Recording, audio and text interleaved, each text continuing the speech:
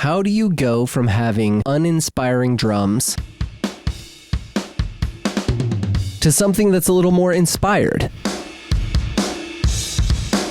Hey friends, I'm Glenn Thomas, and in this video, we're talking about processing drums with the Scheps Omni Channel from Waves. Let's dive in. So the first thing we've got going is the Scheps Omni Channel stereo, just using addictive drums for my drums here, but the only plugin on this track is Scheps Omni Channel. I love this plugin. It's essentially a whole package of processing that you can use all in one plugin. I love it. I use it on a lot of different things. If you want a discount to pick this up, I'll leave a link down in the description below. You can grab that for 10% off using the link below. So the first thing we've got going on in the plugin is the preamp section, and the preamp section is broken into 3 sections. We've got saturation, we've got filters, and we've got thump. Saturation is essentially just adding some overdrive, some distortion, some clipping, and we've got 3 different flavors of it. Let's turn off all the other processing for now, and let's just take a listen to the saturation.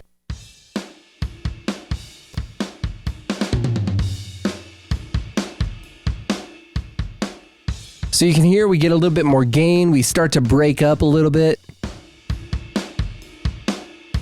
That kick drum gains a little bit of weight. Then down in the filter section here, we've just simply got a roll off in the low end at 35 Hertz. Top end, I'm rolling off at 12K, and I'm doing it a little bit more gradually at 6 dB per octave. Then finally in the preamp section here, we've got this thump, which I think they just describe this as low end density. In this instance, I'm not using the gate, but you certainly could if you needed to do some gating on your drums. I am, however, using their de-esser, and obviously this is not a vocal. It doesn't have S's per se, but it does have cymbals and it does have tones that I'd like to remove in a multi-band compression kind of way. And as you can see, there are 2 de-esser sections in here that can be set up totally independent of each other. I'm only using the first. I've got it set to a fairly narrow Q to operate on so that it's only taking out a little tiny peak here versus a wider section or a shelf or anything like that. If you take a listen, there's a ride cymbal that I'm playing here.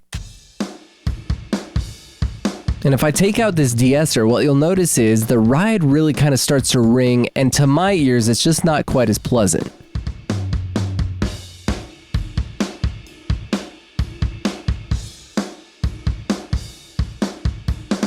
Yeah, so it just kind of takes out a little bit of high-end ring there that I don't find pleasing for this mix. The next thing in the chain here I've got going on is some EQ. I've done a high shelf boost at 5,500 Hertz, and then in the mid-range section, kind of in the upper mids around 900, I'm just boosting in 2 dB, fairly narrow Q, just adding a little bit more smack to that snare drum. Then down in the low mids, I'm actually removing with a wider band, removing that 350 Hertz range or so, just to remove a little bit of that boxiness. And then in the low end, just adding a little bit more beefiness to the kick, 2 dB at 60 Hertz, set to parametric mode with a medium Q here. So again, let's take in and out the EQ.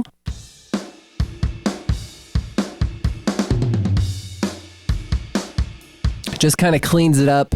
Gives it a little bit more energy for sure. So the next component in this chain is the compressor, and I've got this compressor set up quite aggressively, but I am doing what's called parallel compression, which means I am leaving part of my dry signal in, but I'm also leaving in 36% of this compressed signal. So let's take a listen with it out. And then let's bring it in.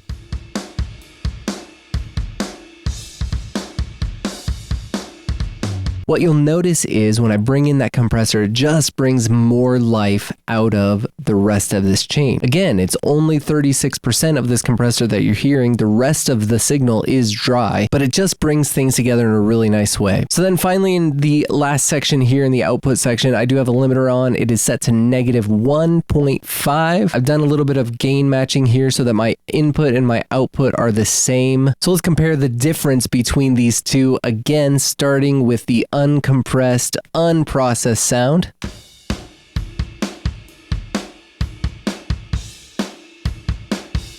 Bringing in the plugin.